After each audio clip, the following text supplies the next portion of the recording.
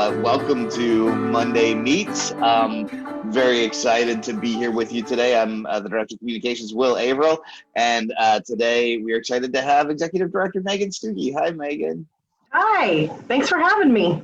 Yeah, no, great that you could be here. Thank you so much for coming to chat with us.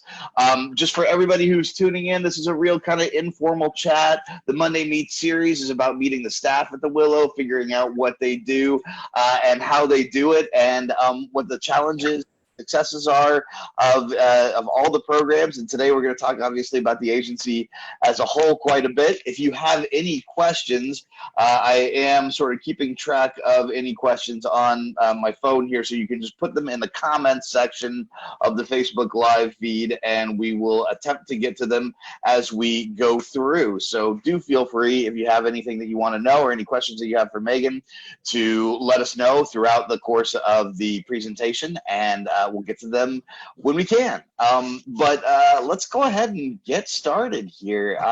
First of all, I kind of gave away your name and title, but could you tell us about kind of your background with the Willow, Megan? Sure. So in 2015, I started at the Willow in October. I was the Director of Volunteer Services at that time, so I kind of recruited and trained and maintained our volunteers, kept that sturdy base of volunteers coming, and kept them supported through their time in volunteering and interning here at the Willow. And I did that for, a couple of years. And then I transitioned to be the Willow's first development director, because up to that time, the Willow was happy to have community donations, but didn't do any, or much, I shouldn't say any, there was some active development of a bigger donor pipeline or larger scale donor development. So I worked on that for about a year before I became the interim executive director when John Schultz left to go into semi-retirement, and then eventually became the executive director. And so I've been doing that now for a couple more years. Great. Now, can we talk a little bit about your background before the Willow? What did you do in the lead up? What didn't I do? My formal training was in education. I was a teacher, a high school English teacher for 10 years. And then I worked in some other places. I did some higher ed teaching, some recruiting. I worked in project management. I worked at the hospital for a number of years, not as any kind of medical staff. And then I went to the Ballard Center, where I did some education things, teaching teachers about teaching and kind of running the child care section until their executive director left. And then I was in charge of fundraising and administration there for a number of years before I came to the Willow. All right, big shout out to the Ballard Center. My boy was there for a while. I think a couple of your kiddos were there as well. My kids went there the duration. It was fabulous.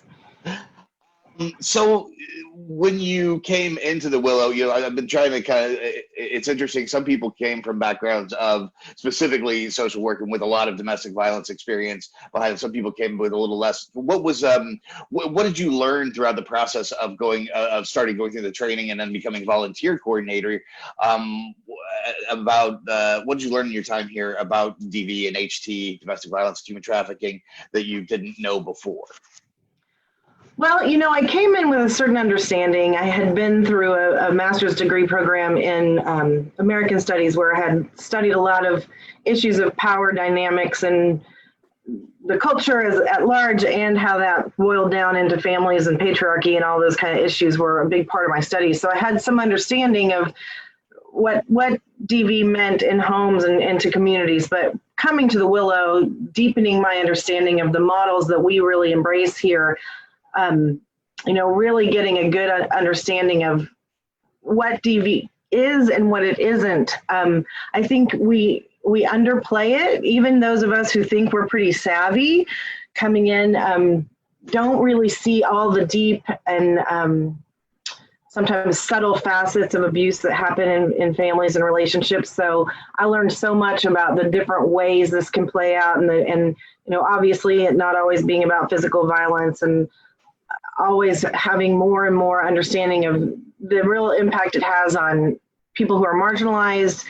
It plays out so differently for so many different people, and the myths and assumptions that are around it, just I become more enlightened every day. Like, there's no end to the learning that I can do. And I'm so grateful for what the Willow, that initial training that we go through here at the Willow, even for someone like me who thought, oh, I understand this problem. It's a real systemic thing.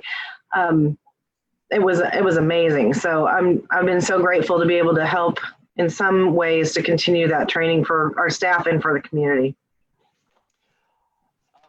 Now, I know personally that you are a person who wears a myriad of hats in this job, but for folks who aren't necessarily familiar with nonprofit structures and the way that nonprofits work, can we just talk a little bit about what the role of executive director is and what it does?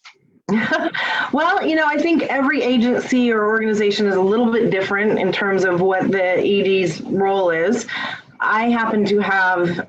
I'm so fortunate to have a staff of managers and directors who take on things that sometimes executive directors have to do all by themselves. So I'm so grateful. I have a director of communications that works here. We have a director of operations. We have an amazing CPA accounting manager.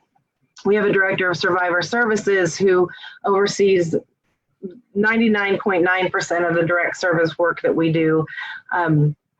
We have, a director of shelter services. We have a director specifically geared toward issues of diversity, equity, and inclusion, the director of survivor access. So while I have my hand in all those pots every week, and I make sure I understand and have vision for those programs and all the different things that are happening, I don't have to do everything.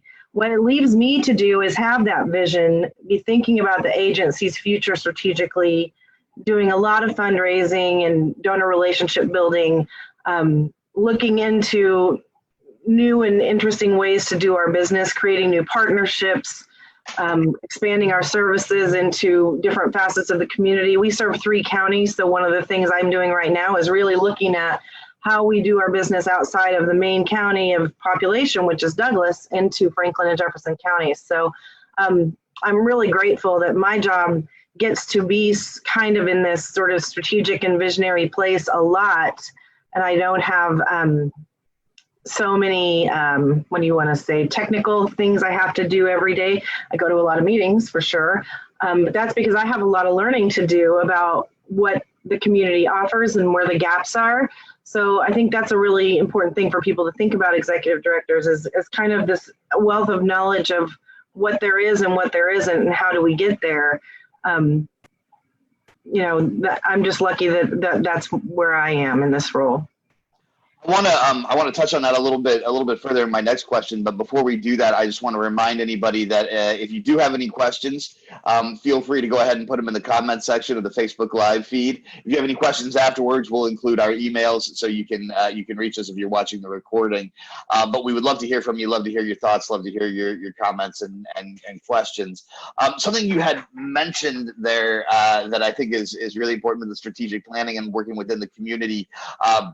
Was this idea that that there was a newer idea to me that I hadn't necessarily thought about as much, but we had a book club where we read the book No Visible Bruises by Rachel Louise Snyder about domestic violence as a public health problem rather than a private health issue.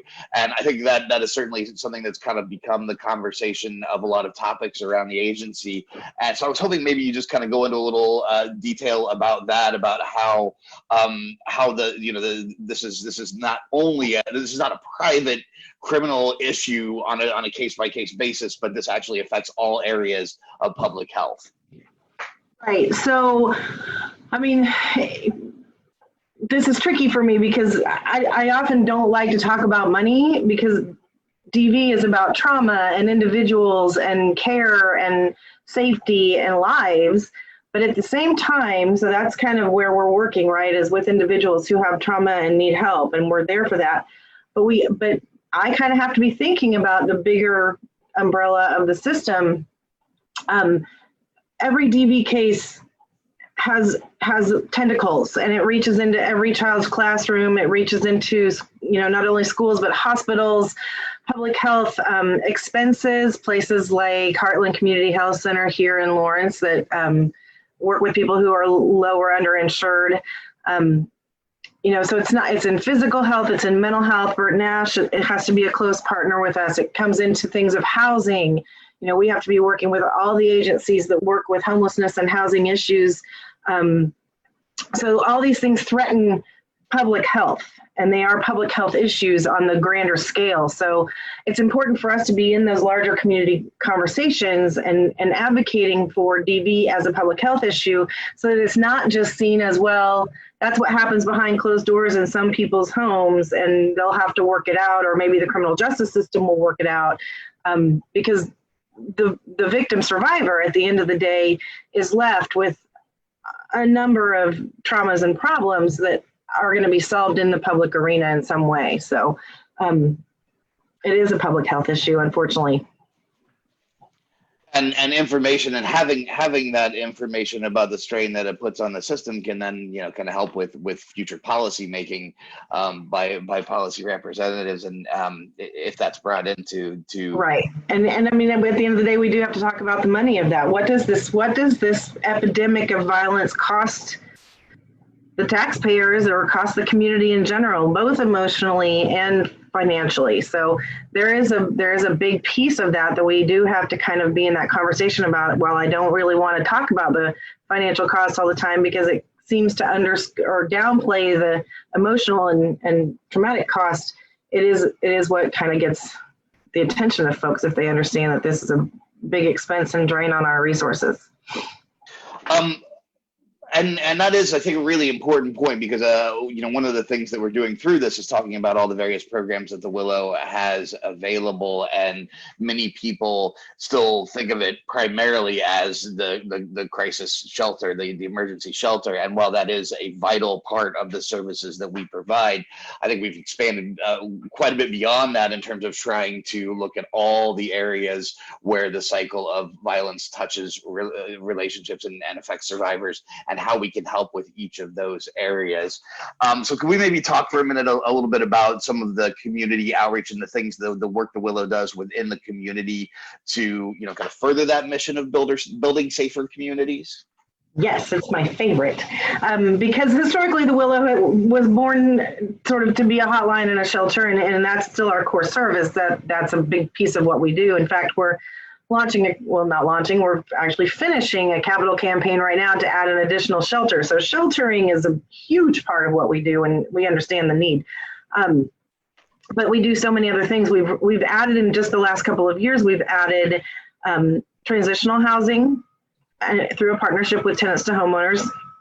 We've added a foster transitions program. So we have a full-time staff who is working with people who have been or are in the foster care system between ages 12 and 22, because people who have been in foster care statistically have a very high risk of ending up either in a future adult domestic violence relationship or being trafficked. So we're really trying to get supports in early, so as people age out of foster care, they know that we're here for them. They also know what other resources are there for them, and that we can make a smoother transition into a safe and healthy adulthood that doesn't repeat damage. So what else? Our transitional housing is huge and growing. Foster transition, sorry, my phone is ringing, I'm ignoring it.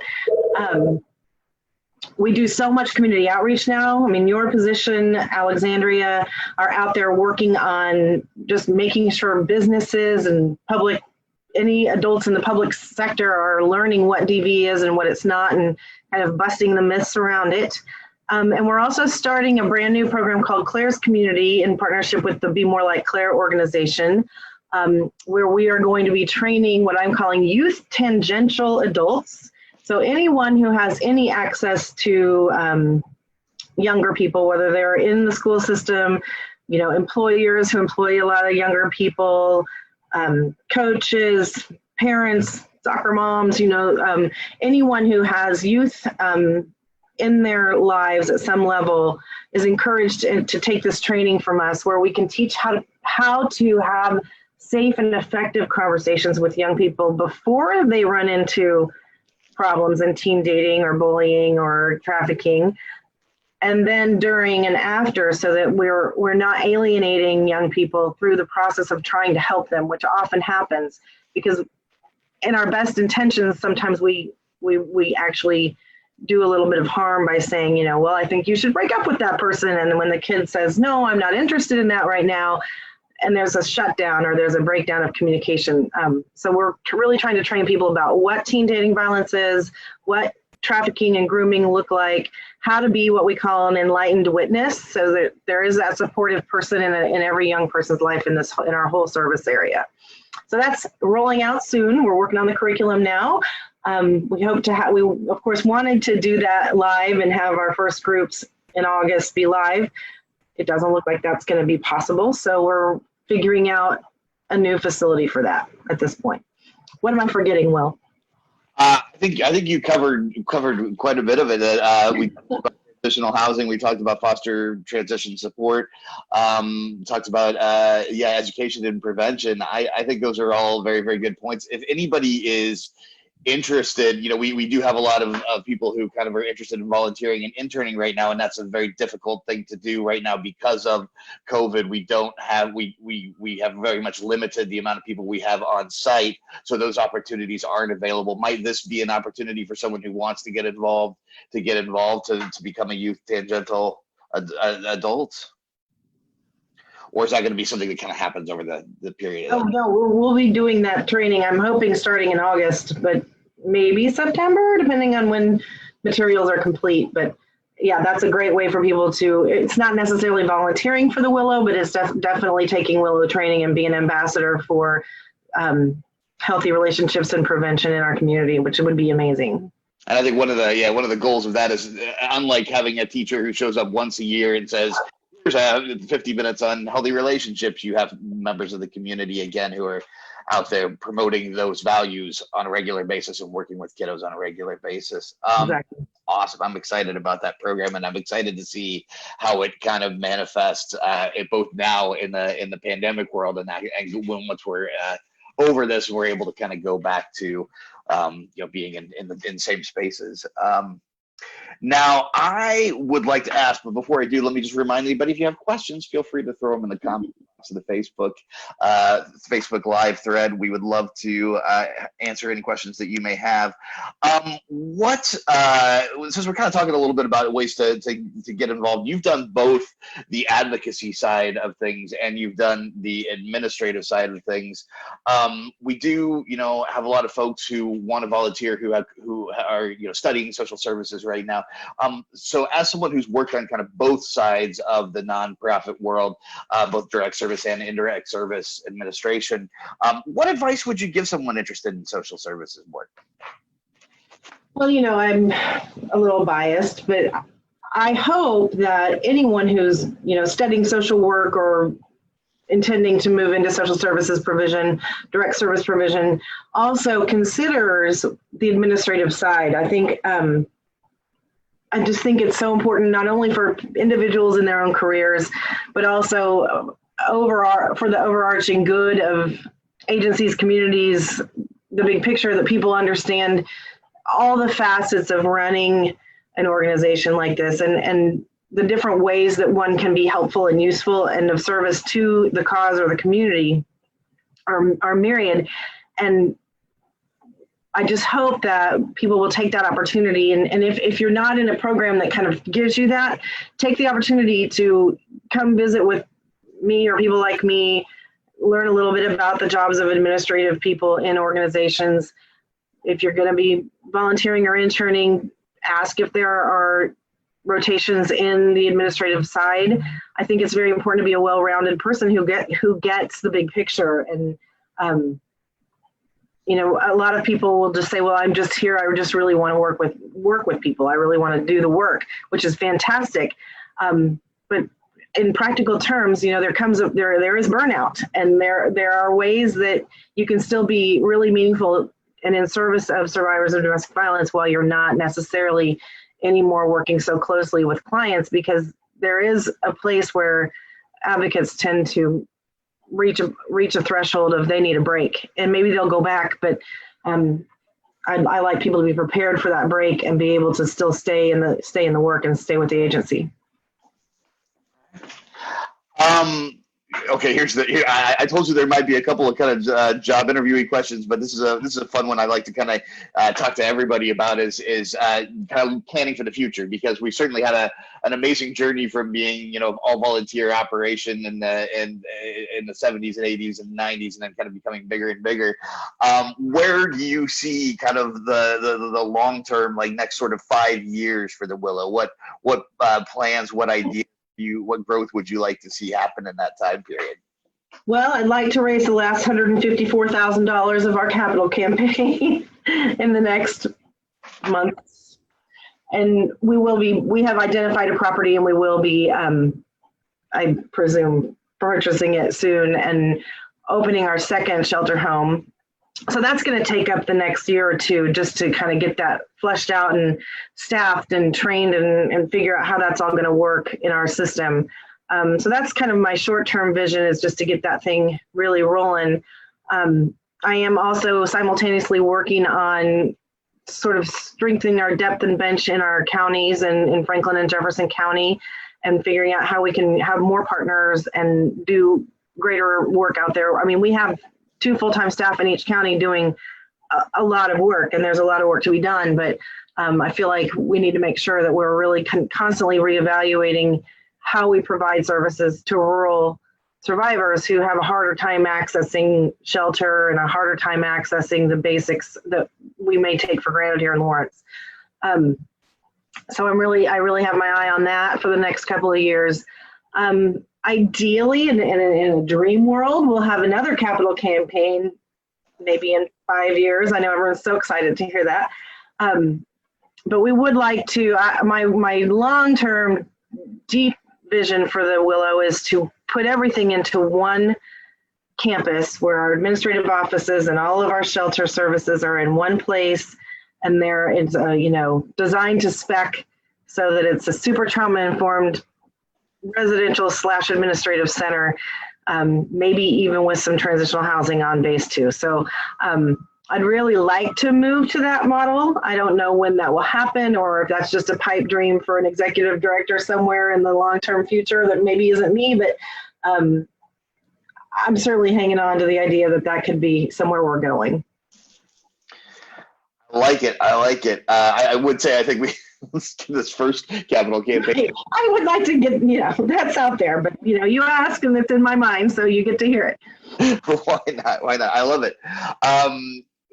It would also allow us to do some things that we've sort of wanted to do for a while and talked about, but haven't had the facility or the recourse to do, which is something like having available pet housing on premises, which right now, full agreement with the Humane Society where they'll foster animals, but it would be excellent if we had something like a shelter on site, shelter on site as well. So yeah, that's a huge need. There's all kinds of needs in terms of things that we can do better if we have the right facilities, and that's just what it is. We're doing the best with what we have, and we're grateful for the 2 really nice shelters that we own, or soon will own, I should say.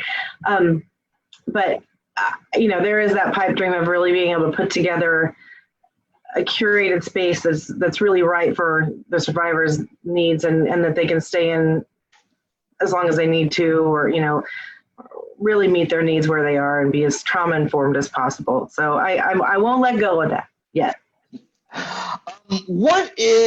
Can we just talk, we're kind of wrapping things up. Could you tell us like a personal success story, or a story that kind of is a driving force behind why you do what you do here at the Willow, something that has really profoundly affected you? I say success, it doesn't necessarily have to be any particular realm of service, but just a when you felt like you kind of really connected to the role and to the work, and that it was going really well. Yeah, I think for me, I'm a woman, so I have a lot of personal experiences of my own. I have personal experiences with my friends and my family, and so certainly there's been no part of my life that hasn't had some knowledge of this need and this situation.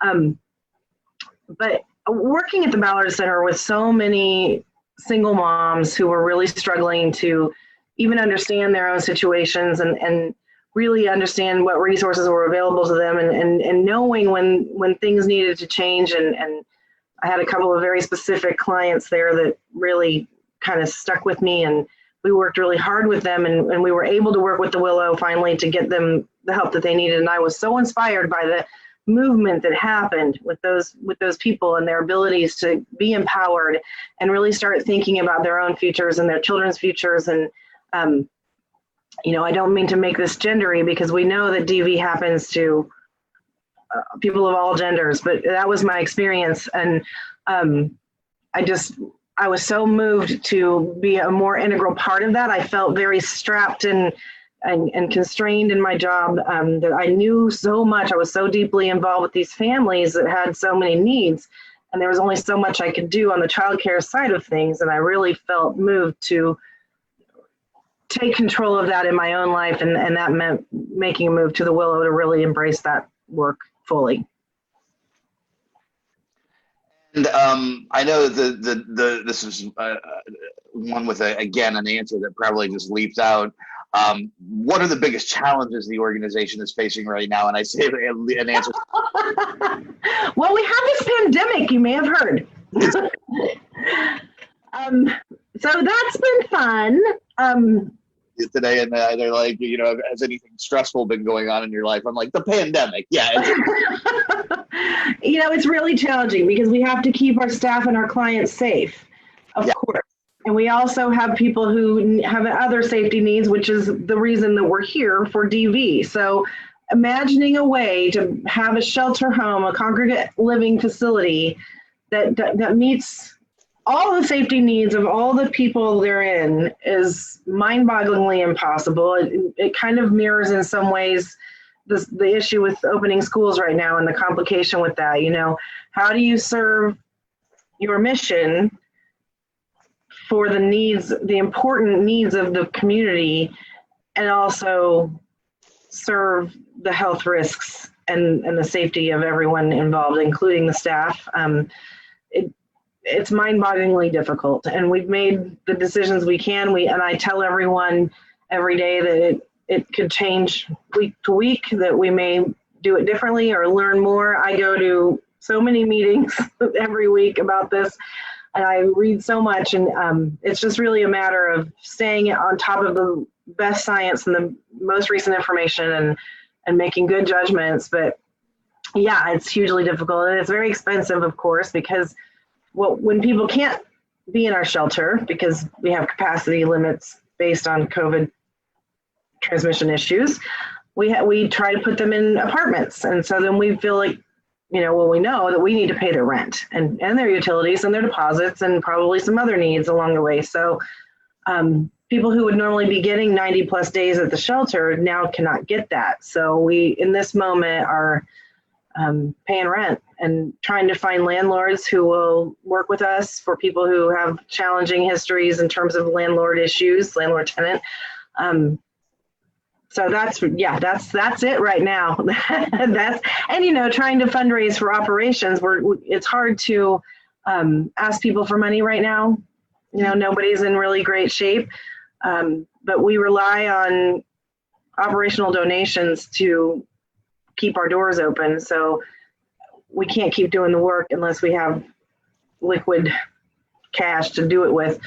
So fundraising right now is a challenge. We're super grateful that we've come as far as we have with the capital campaign. It's been amazing. A lot of that has been through foundations, which is great.